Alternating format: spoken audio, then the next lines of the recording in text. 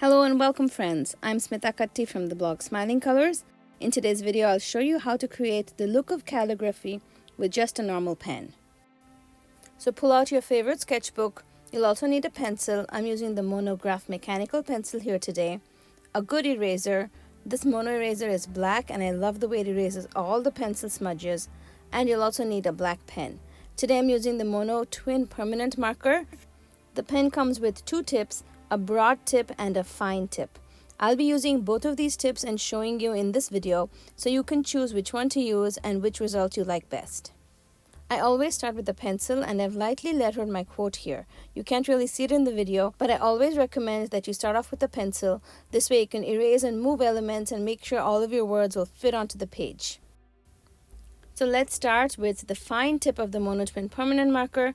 I'm gently tracing over the alphabets that I've lettered in my pencil. You'll see that I don't have a fancy lettering style. My style is kind of quirky. It's actually very basic. I just use a simple cursive style, and when I know that a word is larger in size or may not fit on the page, I shift to all capital letters. When I do the all capital letters, I can kind of move my letters up or down, make the letters taller and skinnier, and ensure that the entire word fits on the page. My main goal while lettering quotes is that I have all of the words snuggled next to each other nicely. I want them to fit together like a puzzle. I don't want large white spaces between words or in between even alphabets that much. So the word that I'm lettering right now, they, you can see the Y, I pushed it a little higher. The descender doesn't go all the way down. It's kind of one-lined, and I like to do that a lot. I like to kind of squish the alphabet so that they sit together, but when you read it, it looks beautiful and even. Now you can stop at just this point. I think it looks very beautiful, but I'll show you how you can amp it up just a little bit more. And this time I'm using the broad tip. This is the felt tip of the Mono Twin Permanent Marker. What you want to do is use that felt tip and go over the downstrokes. Now if you've never done calligraphy before, you're going to ask me, what is a downstroke? So a downstroke is when you're drawing your letters, think of them as elements or images.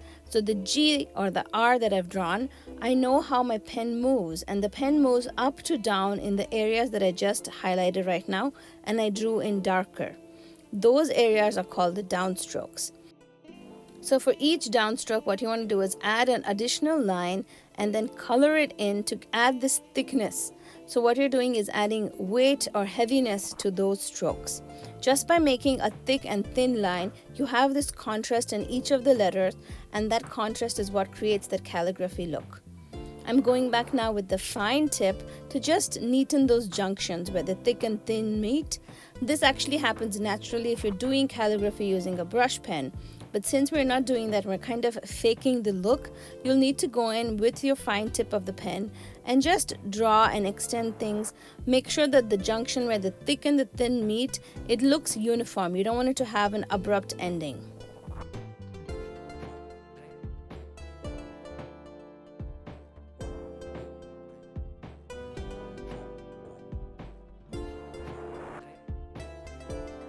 Now I'm just going to go ahead and repeat these same steps for all of the words that I've done with cursive lettering.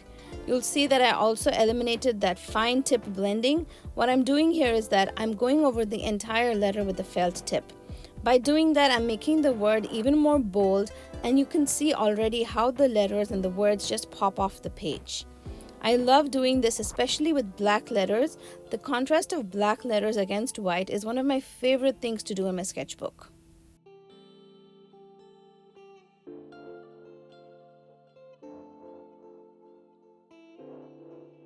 Now here's a point where you can again stop if you wish. I think this also looks very nice. There's contrast and there's interest on the page. But I'm going to go ahead and add one extra step. I want to teach you this technique as well. What I'm doing here is I'm using that felt tip, the broad tip of the pen, to just go over all of my capital letters. I'm not adding any weight or thickness. I'm just simply tracing over it so that the letters just look a little darker and thicker. And you just want to go slowly, trace the lines that you've already drawn, and you can see that this, along with the cursive, they just contrast and add more interest to the page.